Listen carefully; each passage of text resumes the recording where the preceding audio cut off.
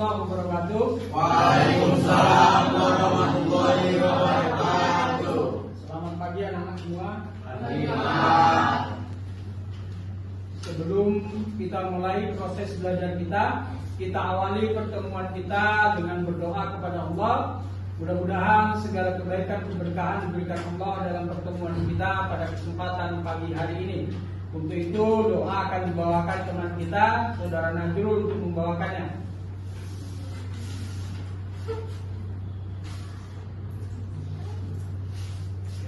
Sebelum kita memulai belajar hari ini, mari kita berdoa. Doa dimulai. Bagi terbilang Bapak, wabil Islam Dina, wabil Muhammadin Sallallahu Alaihi Wasallam, Aliyah Rasul, wabil Ilma, wajib Rahmah, wa amal salih. Amin. Oke, terima kasih doa yang disampaikan, mudah-mudahan kebaikan kita dapatkan. Anak-anak Bapak yang ganteng dan cantik, ya. Pada kesempatan pagi hari ini pembelajaran kita dengan P5, yaitu mengolah sampah organik menjadi berkah, ya. Bapak berharap pengolahan sampah ini nantinya, ya, kita kelola menjadi satu produk yang bermanfaat buat kita semua, ya. Setidaknya kita tahu bagaimana memanfaatkan sampah yang ada di sekitar kita. Oke, dalam hal ini ada yang mau Bapak tanyakan bertanya dengan kehadiran kita semua. Adakah teman kita yang tidak hadir pada kesempatan pagi hari ini? Siapa nak? Oke, Excel sama Nazla kondisinya sakit. Kita doakan semoga dua rekan kita ini dapat bergabung dengan kita kembali dan mengikuti proses belajar yang seperti biasa kita lakukan. Kita doakan semoga dua teman kita sehat kembali. Amin. Oke nak, sebelum kita mulai kita lihat dulu tujuan pembelajaran kita. Silakan anak kita untuk membacakannya. Elsa. Tujuan pembelajaran 1. Peserta didik dapat menganalisis pengertian sampah organik dan non-organik. 2. Peserta didik dapat membedakan antara sampah organik dan sampah non-organik. 3. Peserta didik dapat membuat produk dari sampah non-organik. 4. Peserta didik dapat mempresentasikan produk yang dibuatnya. Iya, inilah tujuan pembelajaran kita tentang pengolahan sampah. Anak-anakku sekalian, ya, berbicara tentang sampah yang ada di sekitar kita ini, ya, banyak yang perlu kita pahami di sini sampah dan bagaimana pengolahannya.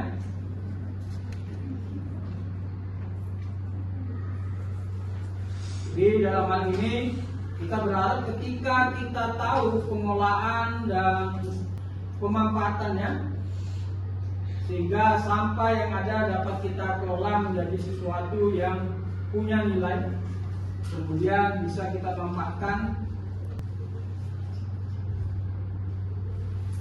Kira ada yang bisa memahami nggak apa itu sampah organik? Iya. Sampah organik adalah sampah yang berasal dari bahan alami yang terdapat terurai secara alami oleh mikroorganisme seperti bakteri dan jamur. Iya, sampah organik adalah sampah yang bisa terurai, ya, oleh mikroorganisme atau jamur, ya, seperti sisa makanan, ya, kemudian buah-buahan, artinya bisa terurai, ya.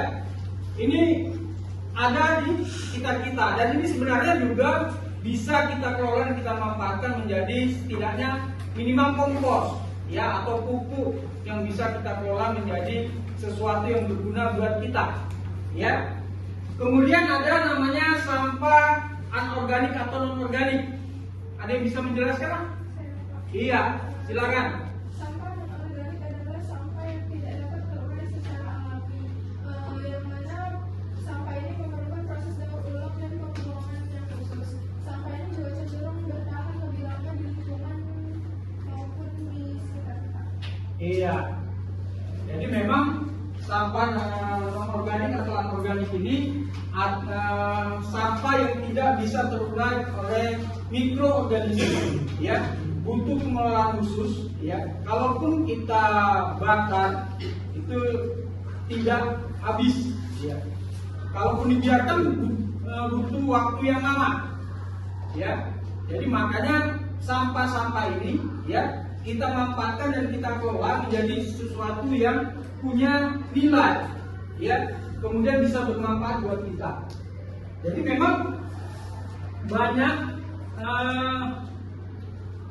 dari kita dalam pengelolaan sampah ini, yaitu menjadikan setidaknya ketika di sekolah, ya, ada plastik atau botol yang bisa kita kelola menjadi sesuatu yang punya nilai, ya. Jadi dalam hal ini nantinya kita sama-sama memilah dan memilih botol plastik yang selama ini sudah kita biarkan, ya, itu makan, ya, kita kumpuli, kita buang, coba kita manfaatkan, kita kelola menjadi sesuatu yang punya nilai. Nantikan video berikut ini sebagai sampel dari penggunaan barang-barang bekas, yaitu botol aqua.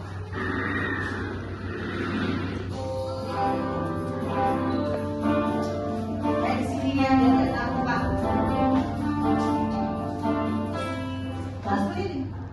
Untuk membuat videonya, saya saat membuatnya menjadi lebih tepat dan nilai ekonomisnya lebih tinggi. Cara memilah sampah anorganik adalah dengan memisahkan masing-masing menurut kategori ekonomi.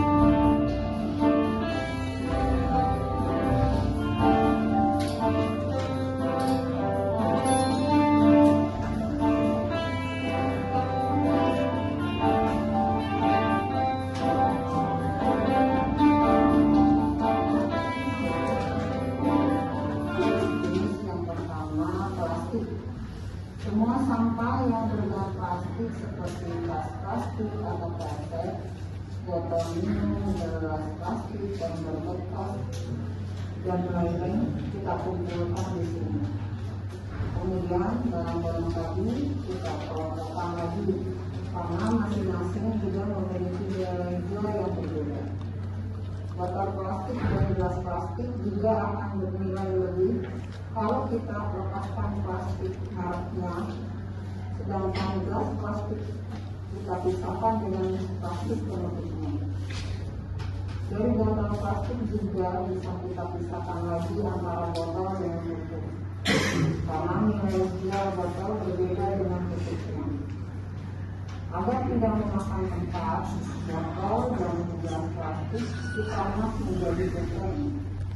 Kalau dilepas, juga menghindari dijadikan kemasan risikolah kalau orang-orang yang tidak bertanggung jawab. Ini namanya botol air mineral. Kalau sudah seperti ini namanya bobong, botol air bersih. Ada juga ini namanya botol warna. Bojong warna, Pak. Kemudian memang ya sudah seperti ini. Ini gelas warna atau maksudnya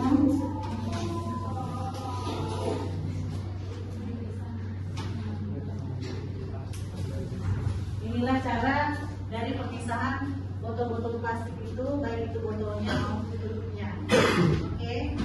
Sesuai dengan topik kita, jenis sampah organik plastik. Salah satunya memanfaatkan botol aqua yang ada di sekitar kita. Kita sekarang prakteknya mau buat vas bunga dari botol aqua. Pernah lihat? Oke.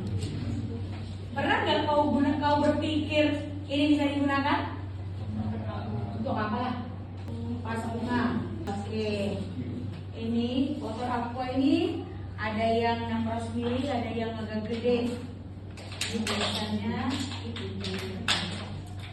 ini kita bagi dua.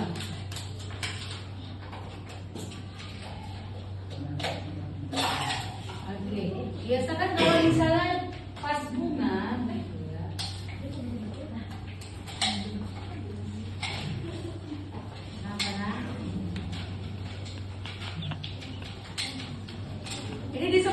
apa nak? Seni apa? Oke, kita pelajari kemarin. Ada seni rupa, seni musik, seni sastra, seni teater, dan seni kriya. Seni rupa, seni musik, seni tari, seni sastra, dan seni teater. Seni kriya termasuk bagian daripada seni rupa. Yang dikatakan seni kriya itu contoh misalnya buat pukulan tilam dari rotan, buat pas bunga dari kertas, origami, atau kartu-kartu, ya, ataupun buat pas bunga dari kalau kita letak di sini nggak jatuh. Tapi bisa nggak kalau misalnya kita buat bunga, kalau kita nyiram masih terbuang, gimana mengakalinya? Kalau misalnya kita tutup, bisa? Kalau misalnya kita kasih beban, banyak kita beban kasih. Karena bunga kan, anak bunga bisa dia tegak, bisa, tapi dia agak sedikit goyang. Gimana solusinya? Tancap tanah gimana? Cucukkan gimana? Gimana ya? Siapa yang bisa membuktikan? Apa solusinya? Digantung? Ya, digantung juga boleh. Ya, dilobangi. Di apa namanya itu? Digoyang. Buat isi bisa. Tapi untuk kali ini kita buat bukan yang seperti itu. Untuk mengantisipasinya, kita gunting kembali ujungnya.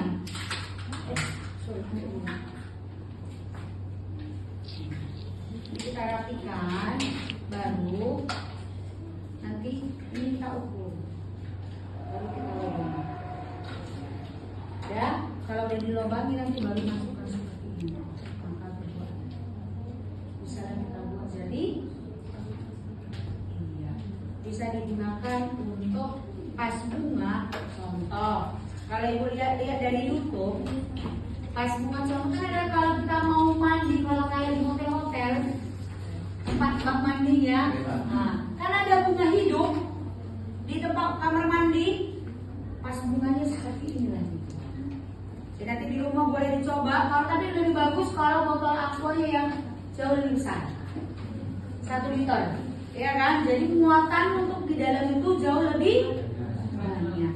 Jadi nanti kalian gunting, ini juga ini buat seperti ini, baru ini nanti ujungnya ini dilobang, dibuat seperti ini. Kita nggak ada bawa apa namanya? Bukan. Kayak pelobangin bor. Bor rapat, bukan yang bor untuk dinding, ada yang untuk seperti lem tembak.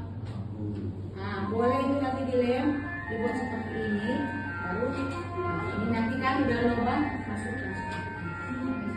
Maka dia bisa menahan ketahanan dari tanah dan bunga. Oke, sampai di sini nanti kita buat di rumah, minggu depan kamu bawa. Oke, terima kasih.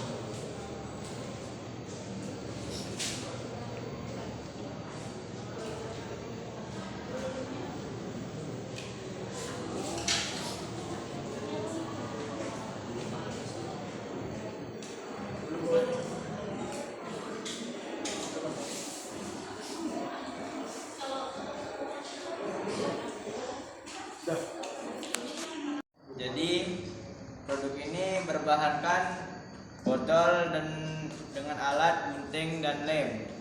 Cara pengerjaannya, botol dipotong sedikit di bagian bawahnya untuk menjadi penahan. Botol dipotong setengah untuk dijadikan vas bunga. Kemudian tempat penutup botol disatukan dengan botol bagian bawahnya. Bagian tengahnya dikosongkan dan bagian atasnya, bagian di atas botolnya dimasukkan dan dilem. Oke, beliau. Jadi bahan yang kita gunakan di kelompok kami adalah lem tembak, mancis, botol bekas, cat akrili, dan kertas origami. Langkah-langkahnya, gambarlah kelopak bunga di kertas origami, potong gambar tersebut, lalu ambil botol bekas, lalu guntingkan botol yang sudah disiapkan. Cetak gambar yang dibuat di kertas origami tersebut, lalu kumpulkan sebanyak sesuai kebutuhan. Ambil kelopak yang sudah disiapkan, lalu panaskan kelopak tersebut sampai membentuk kelopak bunga. Warnai kelopak yang sudah disiapkan, ambil kertas origami, bentuklah kertas tersebut menjadi batang bunga. Oke, beri aplaus kelompok 2. Oke, silakan kelompok 3 maju. Membuat botol dari cara membuat bunga dari botol plastik. 1. Bahan-bahan botol plastik: lem tembak, cat gunting, lidi korek, lem untuk balut lidi. Langkah pertama, sediakan botol aqua dan gunting, lalu gunting bagian tengah botol dan kemudian bentuklah botol aqua berbentuk bunga. Lalu atas botol yang tersisa kita gunting buah dalam bunga. Langkah kedua, siapkan lidi dan lem balut lidi. Kemudian lem lidi pakai lem balut lidi. Kemudian bolongkan bunga pakai gunting. Lalu masukkan lidi yang ada di balutan lem. Lalu dilem tembak dan kita siapin cat buat dicat bunganya. Oke, beri aplaus buat kita semua. Inilah hasil kerja kita pada kesempatan pagi hari ini yang sudah kita presentasikan, dan mudah-mudahan pembelajaran kita berguna, ya, baik kita maupun nantinya ada barang-barang bekas yang bisa kita manfaatkan, bisa kita kelola menjadi sesuatu yang bermanfaat buat kita. Bapak akhiri, billahi taufiq wal hidayah. Assalamualaikum warahmatullahi wabarakatuh.